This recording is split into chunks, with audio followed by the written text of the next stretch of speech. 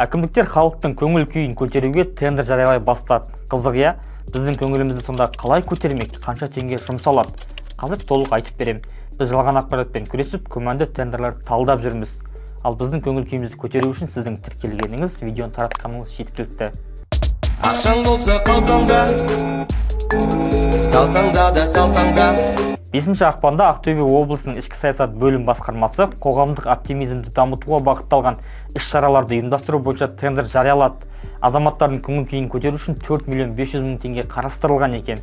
Тендердің жеңімпазы ретінде Атамекен студенттік жасағының жастар қоғамдық бірлестігі таңдалғанын байқадық. Техникалық сипаттамаға сәйкес әкімдік қызметкерлері қоғамдағы оптимизм деңгейін арттыруды мемлекеттік бағдарламалар туралы халыққа ақпарат беру және түсіндіру жұмыстары арқылы жүзеге асырмақ.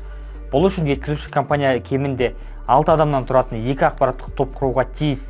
Бұл топтарға қоғамдық ұйымдар мен үкіметтік емес ұйымдардың өкілдері, ғылыми немесе шығармашылық зиялы қауым мүшелері кіреді.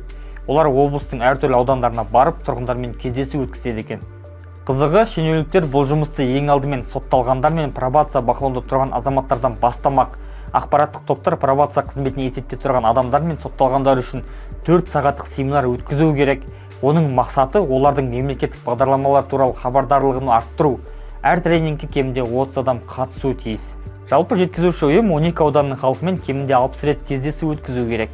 Ақпараттық топ мүшелеріне тамақтану, жол және тұру шығындары өтеледі. Сонымен қатар жоба аясында 400 брошюра басып шығарылып, кездесулерде таратылуға тиіс. Барлық іс-шара әлеуметтік желіде кеңінен насихатталады екен. Жоба жүзеге асыру мерзімі 30 қазанға дейін.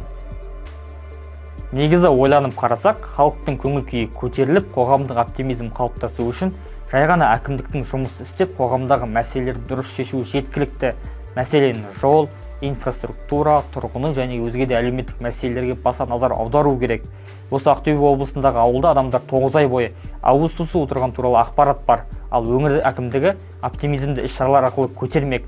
Материалмен толық танысқыңыз келсе, төменге сілтеме қалдырамын, оқып шығыңыз. Ақтөбелік досыңызға жіберіңіз, пікір жазыңыз.